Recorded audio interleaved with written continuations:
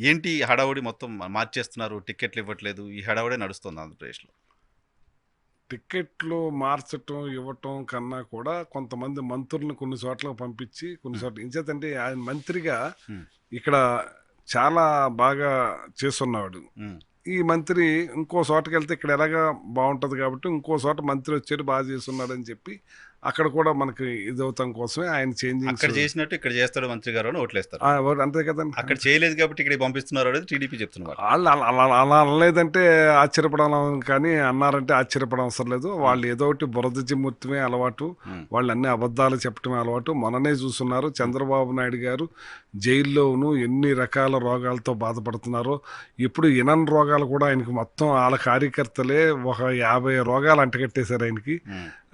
సాక్షాత్ ఆయన సతీమణి కూడా మా ఆయన 5 కేజీలు బరువు తగ్గిపోయారు. ఇంకో కేజీ తగ్గితే కిడ్నీల మీద పడద్ది. హ్మ్. ఆయనకి ప్రాణానికే ప్రమాదం అని చెప్పి ఆయన వలవల ఏడటం కూడా చూసాం. హ్మ్. ఇంతకీ ఆయన కేజీ బరువు పెరిగున్నాడు. హ్మ్. అంచేత వాళ్ళ మాటల్ని మేము పట్టించుకోవాల్సిన అవసరం. పట్టించుకోవాల్సిన అవసరం లేదు. హ్మ్. ఆ రోజు రాజశేఖర రెడ్డి గారు చెప్పారు. చంద్రబాబు నాయుడు నిజం చెప్తే తలకాయ 1000 సెకలు అవుద్దని.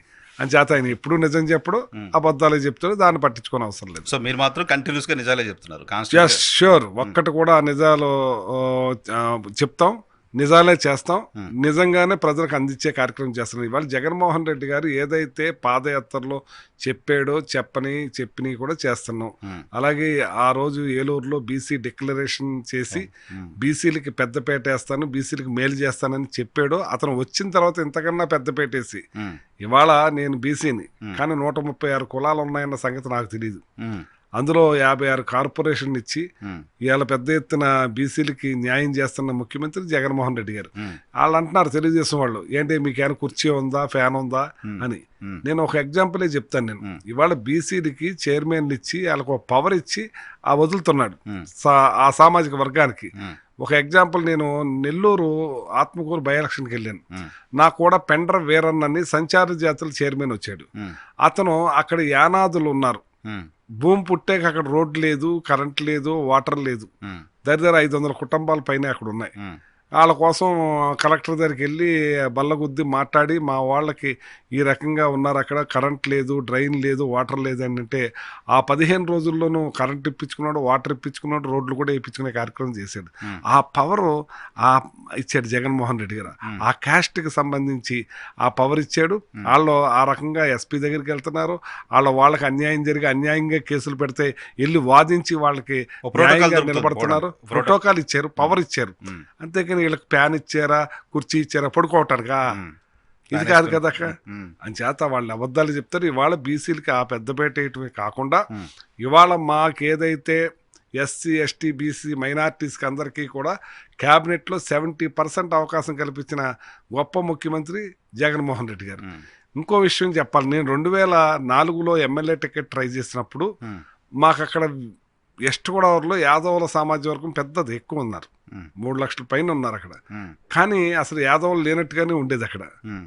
కానీ ఇవాళ జగన్మోహన్ రెడ్డి గారు బీసీల్లో యాదవులు 25 లక్షలని చూపించున్నారు హ్మ్. హైయెస్ట్. హ్మ్. తర్వాత తూర్పు కాపు 15 లక్షలు, హ్మ్. తర్వాత చెట్టుబల్జీలు 13 లక్షలు, హ్మ్. అలాగే గౌడాసు, తర్వాత న్యాయ బ్రాహ్మణులు, ఇలాగ అన్ని క్యాస్టుల్ని చూపించుకుంటూ వచ్చారు. హ్మ్. ఒక గణాంకాలని రఫ్గా వెలికి తీసింది ఆయన. ఇప్పుడు ఇవాళ ఏదైతే గణాంకాలను పూర్తిగా దాన్ని చేస్తున్నది భారతదేశంలో ఒక మరి బీహార్లో బీహార్‌లో అయితే చేశారు. హ్మ్. ఇక నెక్స్ట్ మన దగ్గర అవుతుంది. హ్మ్. ఇంత బీసీలకి పెద్దపేటేసి న్యాయం చేస్తున్న, సామాజిక న్యాయం చేస్తున్న ముఖ్యమంత్రి హ్మ్. జగన్మోహన్ రెడ్డి గారు. హ్మ్. హ్మ్. ఏదైతే అధికారంలో వచ్చే పదవులే కాదు, మరి ఎంపీటీసీ పదవులే కాదు, జెడ్పీటీసీ పదవులే కాదు, ఇలా ఎంపీపీలే కాదు, మేయర్లే కాదు, మరి మున్సిపల్ చైర్మన్లే కాదు, హ్మ్. మరి కార్పొరేషన్ చైర్మన్లు, ఇన్నిట్లోనూ కూడా బీసీలకు పెద్దపేట వేసిన, ఎస్సీ ఎస్టీ బీసీ మైనార్టీస్కి పెద్దపేట వేసిన ముఖ్యమంత్రి జగన్మోహన్ రెడ్డి గారు. ఇన్నేసిన తర్వాత మళ్ళీ ఊరూరు తిరిగి మేము ఇది చేసామని చెప్పుకోవాల్సిన అవసరం ఎందుకొస్తుంది తప్పేముంది ప్రభుత్వానికి? చెప్పాలండి. ఎలక్షన్ ఎలక్షన్ చెప్పుకోకపోతే టైమ్‌లో చెప్పడం వేరు. ఎదర మాకు ఒకటేనండి. మాకు చాలా మేము ఇంకా ప్రచారం చేసుకుంటాం తక్కువ. హ్మ్. ఇవాళ జగన్మోహన్ రెడ్డి గారు చేసే పనులు అన్నీ ఇన్ని కావు. ఈ హ్మ్. రాష్ట్ర భారతదేశమే తొంగు చూస్తా ఉంది. హ్మ్. ఇక్కడికొచ్చి ఆ పథకాలను వాళ్ళు అమలుపరిచేలా చేసుకుంటా ఉన్నారు. హ్మ్. కానీ దాన్ని కూడా మేము బాగా చెప్పుకుంటలేదు కూడా. హ్మ్. మాలాగా ఎల్లో మీడియాలో మాకు ఏబిఎన్ లేదు, హ్మ్. అలాగే టీ ఈటీవీ లేదు, హ్మ్. టీవీ5 లేదు, హ్మ్. ఏబిఎన్ పత్రిక లేదు, హ్మ్. ఈనాడు పేపర్ లేవు. హ్మ్. మాకున్న సాక్షి హ్మ్. ఛానల్ హ్మ్. ఒకటే. హ్మ్. మేము ఎంత కొట్టుకున్నా అది మాదనుకుంటారు. ఉమ్, కానీ ఈ ఎల్లో మీడియా వేసే బురదనే ఉమ్, కడుక్కోవాలంటే మేము చెప్పాలి. ఉమ్. ఇవాళ అంటే మాకు ఓ ప్రభుత్వంగా మొత్తం క్యాబినెట్ గా మీరు కడుక్కోలేనంత బురద ఛానల్స్ చేస్తున్నాయా? వేస్తూ ఉంటారు వాళ్ళు, ఉమ్, వేస్తూ ఉంటారు వాళ్ళు.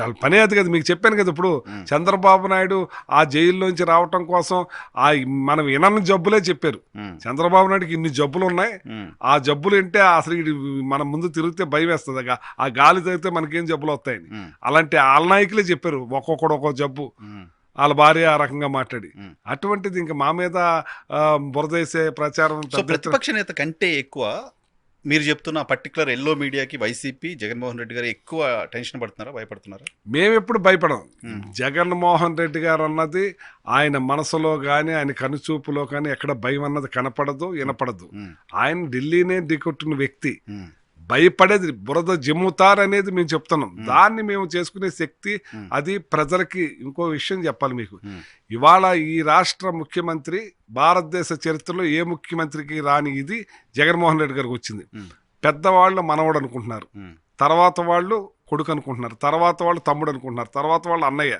ఉమ్, తర్వాత వాళ్ళు మామయ్య. ఉమ్, ఈ రకంగా పెనవేసుకుపోయిన ముఖ్యమంత్రి భారతదేశంలో ఒకే ఒక్కడు జగన్మోహన్ రెడ్డి గారు. ఉమ్. వీళ్ళు ఎంత బురదేసినా ఏం వేసినా వై నాట్ 175 అన్నది 175 సాధించడానికి ఏ మాత్రం డోకా లేకుండా ఎగ్జాజరేషన్ అనిపించట్లేదా మినిస్టర్ గారు? అనిపిస్తలేదు. కానీ ఇతను చేస్తున్న పథకాలు, ఈయన చేస్తున్న పనులు, ఈయన చేస్తున్న ఇదికి అన్నిటికీ కూడా ఆ అవకాశం ప్రజల గుండెల్లో సైలెంట్ ఓటింగ్ కనపడతా ఉంది. ఖచ్చితంగా వస్తుంది. మీరు ఇంకో విషయం గమనించాలి, ఇవాళ పేదరికం ఈ ఆంధ్ర రాష్ట్రంలో పేదరికం చంద్రబాబు నాయుడు దయ వల్ల 11.10% ఉండే పేదరికం 6%కు వచ్చింది. ఉమ్, ఇవాళ పేదరికం తగ్గింది. ఉమ్, వచ్చి మీకు కాల్ మనీ కేసులు ఉమ్, చంద్రబాబు నాయుడు టైంలో ఎన్నుండి ఉమ్, ఎంతమందిని ఇబ్బంది పెట్టారు, ఎన్ని రకాలుగా ఇచ్చేశారు. ఇవాళ ఆ పరిస్థితి లేదు.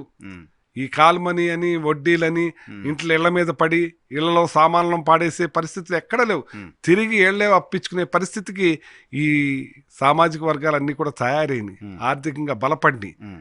పేదరికం తగ్గింది జగన్మోహన్ రెడ్డి గారు వచ్చిన 4.5 ఇది ఇది చెప్తున్నది మేం కాదు, నీతి ఆయోగ్ కేంద్రం చెప్పిన నీతి ఆయోగ్ లెక్కల ప్రకారంగా. కానీ పేదరికం తగ్గింది అని చెప్తున్న క్రమంలో పేదల్ని పేదల్లాగే ఉంచేలా ఉన్నాయి పథకాలు. పేదల్ని వాళ్ళ కాళ్ళపైన వాళ్ళు నిలబడేలా చేయటంలో ప్రభుత్వం ఫెయిల్ అవుతోంది. అంటే మీరు ఏమన్నా సినిమా అనుకుంటున్నారు? ఇది 2.5 గంటల సినిమా చూసేదానికి పేదవాడు ఉన్నవాడు అయిపోయి కోటీశ్వరుడు అయిపోయి బంగ్లాలు కట్టేసుకునే పరిస్థితి. ఇది క్రమేపా పెరుక్కుంటా వచ్చింది, పేదరికం తక్కుకుంటా వీళ్ళు ఆర్థికంగా బలపడతా వచ్చింది. మళ్ళీ ఇంకొక టర్మ్ కూడా నిలబడితే జగన్మోహన్ రెడ్డి గారు మొత్తం అన్ని చేస్తే వాళ్ళు ఒక పద్ధతికి, ఒక ప్రయోజనానికి ఈ రాష్ట్రం ఆర్థికంగా బాగుండటానికి ఆస్కారం ఏర్పడుతుంది. ప్రతి ఒక్కడికి ఇళ్ళని ఏర్పడుతుంది. ఆ పిల్లల చదువులు బ్రహ్మాండంగా ఈ రోజున చదివించే కార్యక్రమం నాడు నేడు ద్వారా తీసుకుని పేదరికంలో ఉన్న బడుగు బలహీన వర్గాల పిల్లలు కూడా ఇంగ్లీష్ మీడియం మననే చూశారు. అమెరికాలోకి వెళ్ళి మన 11 మంది పిల్లలు ఏ రకంగా మరి అన్ని దేశాల నుంచి వచ్చిన వాళ్ళు ఆశ్చర్యపరిచేలాగా ఆంధ్ర రాష్ట్రంలో, తెలుగు రాష్ట్రంలో గవర్నమెంట్ స్కూల్స్లో చదువుకున్న పిల్లలు ఎంత బాగా చదివే కార్యక్రమం చేస్తారంటే ఇది మామూలు మాటలు కాదు కదా, ఆశ్చర్యపరిచేలా చేశారు. మీకు ఇంకో విషయం చెప్పాలి, ఇవాళ 65,000 కోట్లు ఖర్చు పెడుతున్నాడు ఈ నాడు నేడు స్కూల్స్ ద్వారా పిల్లలకి డ్రెస్సు, బ్యాగు, బూట్లు, iPad, digital class rooms, bathrooms. చాలా మంది బాలికలు డ్రాప్ అవుట్ ఎక్కువ ఉండేది. ఎందుకంటే బాత్రూమ్ లేక ఎక్కడికి వెళ్ళాలో తెలియక. ఇవాళ ఒక మనిషిని పెట్టి ఆ బాత్రూమ్ని ఎప్పటికప్పుడు క్లీన్ చేసి నీట్గా ఉంచేటట్టు చేస్తున్న గొప్ప ముఖ్యమంత్రిగా మహిళలు పెరిగారు. ఇప్పుడు అమ్మాయిలు బాగా చదువుకున్నారు, తగ్గింది. అయితే ఈయన అనేది ఏంటంటే చెప్పులు కుట్టుకునే పిల్లవాడు చెప్పులు కుట్టుకున్నట్టు ఉండకూడదు, రిక్షా తోలుకునే పిల్లవాడు రిక్షా తోలుకున్నట్టు ఉండకూడదు, ఆటో తోలుకునే పిల్లవాడు ఆటో తోలుకునేట్టు, కూలి పనికి వెళ్ళే పిల్లవాడు కూలి పని వెళ్ళినట్టు ఉండకూడదు, కార్మిక పిల్లలు కార్మికగా ఉన్నట్టు ఉండకూడదు. ఈ ఏళ్ళకు కూడా డాక్టర్లు, ఇంజనీర్లు రావాలి బయటికి, ఆ రకంగా చదివించాలి. నేను అందుకే లాస్ట్ టైం నేను అమెరికా వెళ్ళాను ఒకసారి. చికాగోలో మీటింగ్లో పాల్గొని వెళ్ళిపోతున్నాం మన తెలుగు వాళ్ళది. ఒక అబ్బాయి వచ్చి మాది హనుమాన్ జంక్షన్ అండి, నా తండ్రి రిక్షా తొక్కునేవాడు, నన్ను 10వ తరగతి మించి చదివించలేని బాబు, థామస్ సరిపోదన్నాడు. సరే నేను ఆటో కొనుక్కుని సెటిల్ అవుదాం అనుకున్నాను. ఈ లోపల రాజశేఖర రెడ్డి గారు ముఖ్యమంత్రిగా ఫీజు రియంబర్స్మెంట్ ప్రకటించారు. ఆయన వచ్చి నేను intermediate first year, second year engineering first క్లాస్లో పాస్ అయ్యాను, క్యాంపస్ సెలక్షన్లో సాఫ్ట్వేర్ ఇంజనీర్ అయ్యాను. ఈ చికాగోలో నా సంవత్సరానికి అంటే అప్పుడు 24 లక్షలు ఇస్తున్నారు, ఇప్పుడు 50 లక్షలు అవ్వచ్చు, ఇంకా ఎక్కువ అవ్వచ్చు, నాకు తెలియదు. 24 లక్షలు ఇస్తున్నారు. నా తండ్రిని రిక్షా మానిపించేసాను, ఇల్లు కట్టించా, మారుతి కారు కొనిచ్చా, నా తమ్ముడిని చెల్లిని చదివించుకుంటున్నాను, నన్ను పుట్టించిన దేవుడు ఎలా ఉంటాడో నాకు తెలియదు, ఈ స్థితి కల్పించిన దేవుడు రాజశేఖర రెడ్డి గారు అన్న ఆనందంతో చెప్పడం జరిగింది. ఉమ్, మరి తనయుడు ఇంకా 4 అడుగులు ముందుకేసి అమ్మఒడి ఇచ్చి ఆ పిల్లల తల్లులకు ఒక రకంగా లంచం ఇచ్చి ఉమ్, పిల్లలందరినీ కూడా చదివించే కార్యక్రమం చేస్తున్నాడంటే ఉమ్, ఇది మామూలు మాటలు కాదు, ఉమ్. విప్లవాత్మకమైన మార్పులు తీసుకొచ్చి ఉమ్, ఈ ఇంచేతండి ఇప్పటికే మీరు చూడాలి, గమనించాలి. చంద్రబాబు నాయుడు గారి టైంలో 15వ స్థానంలో ఉండేది చదువుల్లో, మనం ఉమ్, ఇవాళ 3వ స్థానానికి వచ్చాం. ఉమ్, ఎంత మార్పు తీసుకొచ్చారు చూడండి. ఉమ్, ఉమ్, ఇది నీతి ఆయోగులు చెప్పే లెక్కలు, నేను చెప్పే కాదు. ఉమ్. సో 15 ప్రభుత్వానికి సంబంధించిన సక్సెస్ చాలా ఉంది చెప్పడానికి. ఒకటి కాదు, ఎన్నో ఉంది, ఎంతో ఉంది చెప్పాలంటే. ఉమ్. అది కానీ ఒకటి ప్రజలకు నాకు అంటే నాకు బాగా అనిపించింది ఏంటంటే, గతంలో ఆయా వర్గాలకు సంబంధించిన వాళ్ళు మంత్రులుగా ఉన్నా వాళ్ళ నియోజకవర్గానికి, వాళ్ళ శాఖకి, వాటికి పరిమితం అయ్యేవాళ్ళు. కానీ ఆ వర్గాలకు సంబంధించిన వాళ్ళు రాష్ట్రం అంతా తిరిగి పార్టీ తరపున బహిరంగ సభలు అడ్రస్ చేయడం, బహిరంగ సభల్లో మాట్లాడడం అనేది ఎప్పుడు చూడాల. ఆ జిల్లాకే పరిమితం అయ్యేవాళ్ళు మంత్రి. అవును.